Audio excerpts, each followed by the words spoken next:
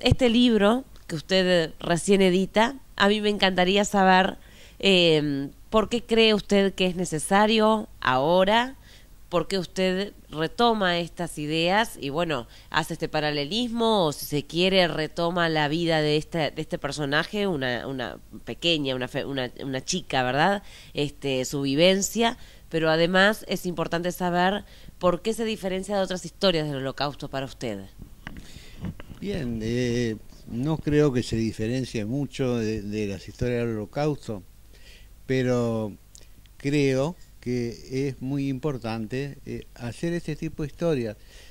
No porque esto sea un tratado sobre el Holocausto, pero es un elemento más para ayudar a la gente a recordar, porque hay mucha mala memoria y a 70 años de la Shoah o el Holocausto hay mucha gente que lo niega, o que lo disminuye a cifras ridículas. Eso es una pregunta clave para esta conversación que queremos mantener para la Red 21 con usted. ¿Qué piensa usted cuando se relativiza, cuando se minimizan los números, cuando bueno se presentan otros que son menores a los que históricamente se han presentado como víctimas del Holocausto, de la Shoah? Y es una forma de desacreditar. Se usa mucho ahora desde el punto de vista político, dado los problemas internacionales. Eh, Como les digo, hay intereses políticos, hay muchos países enemigos del Estado de Israel que tratan de desacreditarlo de esta forma. Toda la media luna fértil en este momento trata de desacreditarlo, más o menos.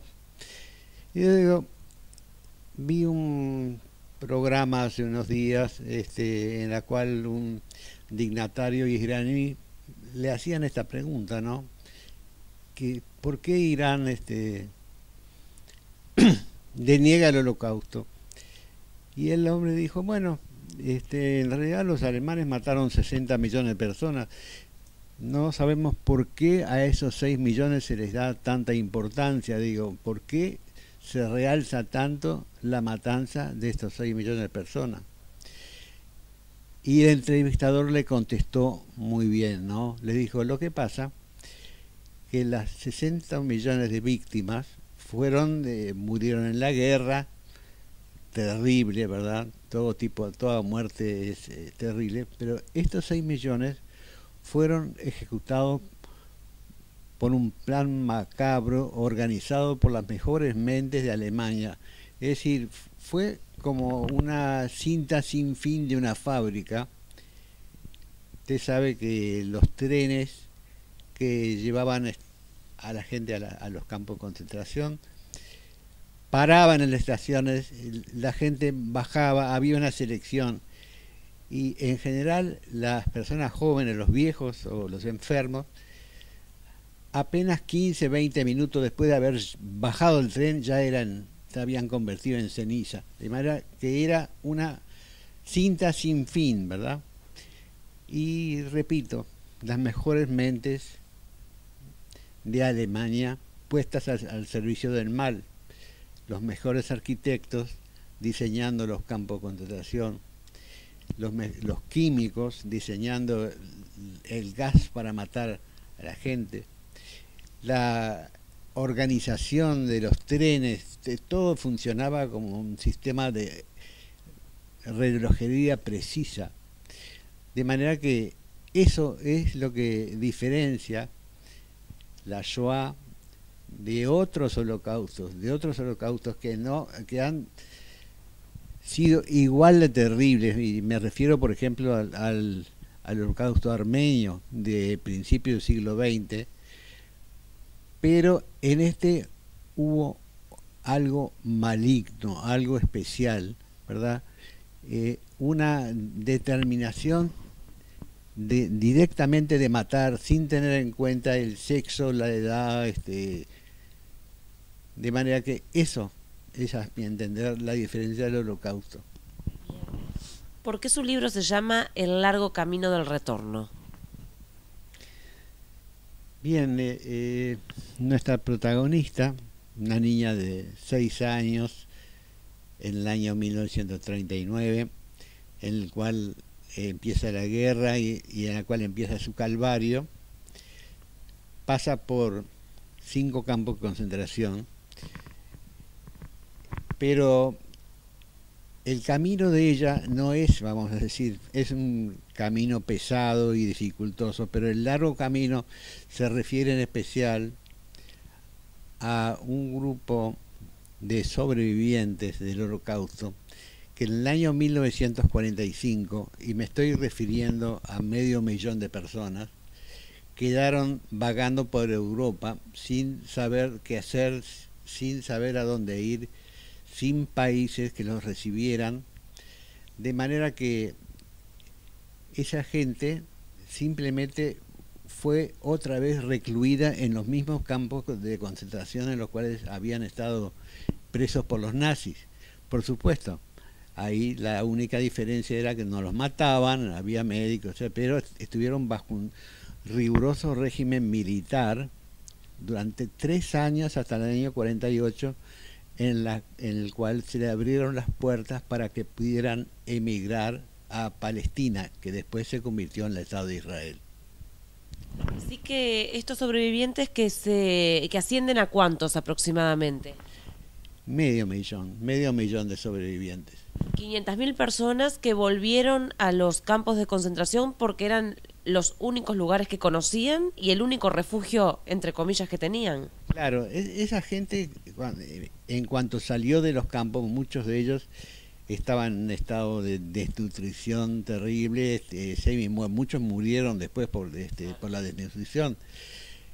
Y los que quisieron volver a sus hogares, me estoy refiriendo en especial en los países del este, ¿verdad? Polonia, República Checa, se encontraron que las casas ya no eran de ellos y bueno, no fueron bien recibidos, y algunos fueron hostigados y muertos, ¿eh? De manera que la única forma para no perecer en la calle de repente fue volver a los campos. Fueron a Alemania, en Alemania que estaba el ejército norteamericano, los recluyeron en los mismos campos de concentración. Y ese es un apéndice en su historia, ¿no? Eso es un apéndice de mi historia. La historia básicamente es el relato de la protagonista, que es una niña que a los 6 años entra en un campo de concentración, que se llama Shoshana, y que es liberada en el año 45 en Bergen, en el campo de concentración de Bergen-Belsen. Pero en paralelo, yo no quise solamente transcribir una historia. Por supuesto, toda mi vida he pensado, he leído sobre esto, pero al tener esta historia, yo quería hacer una especie de investigación. Investigación es una palabra demasiado pretenciosa. Quise hacer un examen sobre el terreno, de manera que junto con mi mujer Carmen, que me entusiasmó con la idea, que yo tengo que confesar que en los 10 viajes anteriores que hice a Europa, porque yo estudié en Alemania, estudié en Austria, yo no me había animado a visitar el campo, era demasiado fuerte. Bien, teniendo la historia de Shoshana, hicimos una visita de 15 días a los países del este para tener una impresión directa de lo que era, y por supuesto visitamos Auschwitz. ¿Y cuando entró, qué le pasó? Bien, fueron emociones muy encontradas. Digo. En primer lugar, no era lo que yo pensaba. Es decir, si usted va a ir a un lugar que no conoce, siempre se hace una película sobre lo que va a encontrar, ¿verdad? Y yo pensaba en un grupo de gente apesumbrada, caminando en silencio, ¿verdad? Rezando. Y me encontré con un parque temático, digo, con 200 ómnibus de turismo. Auschwitz se ha convertido en este momento en el centro prácticamente turístico de Polonia, con una concurrencia masiva de gente, de manera que cuando llegamos era un día que hacía 40 grados de calor, estaba la gente, era como un pase, como un festival de rock, digo, la gente está con sus niños, muy alegre. ¿Usted dice sin conciencia del lugar? ¿Sí que? ¿Sin conciencia del lugar? La gente, por supuesto, porque te aclaro, hay dos formas de ir a Auschwitz. Hay una visita especial que organizada por organizaciones judías, que hacen una visita pensada, con relatos de la historia y todo, y después está el turismo normal, y nosotros tomamos el turismo normal porque no quisimos ir condicionados en un grupo ya que tenía determinada ideología, queríamos ir con el resto de la gente, y después decir que en el ómnibus prácticamente los únicos judíos éramos mi señora y yo, de manera que fue muy interesante no solamente la visita a Auschwitz, sino ver la reacción de las personas que estaban con nosotros, que no tenían conocimiento previo y que iban a ver. Doctor, para finalizar, hay voces muy prestigiosas en nuestro país que han reivindicado el Holocausto, le han dado el lugar que ha tenido en la historia, obviamente, la cantidad de víctimas que ha tenido, no lo han minimizado para nada, y han reivindicado también la persecución que ha hecho Israel para hacer justicia y para encontrar la verdad de los crímenes del nazismo.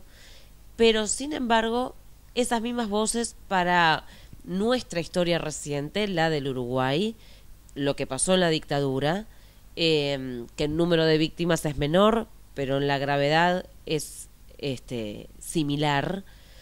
Le pregunto a usted qué piensa sobre esas diferencias que han tenido diferentes personas que por un lado reivindican el Holocausto y por otro lado minimizan o han querido archivar historias de la dictadura. Absolutamente. En eso le puedo dar una respuesta categórica. No existe amnistía, no puede existir, perdón que use frases consabidas, perdón y olvido, ¿verdad? En estas cosas, esto para lograr de una vez la reconciliación en la sociedad uruguaya, los responsables tienen que responder por sus crímenes, y ahí no hay prescripción que valga,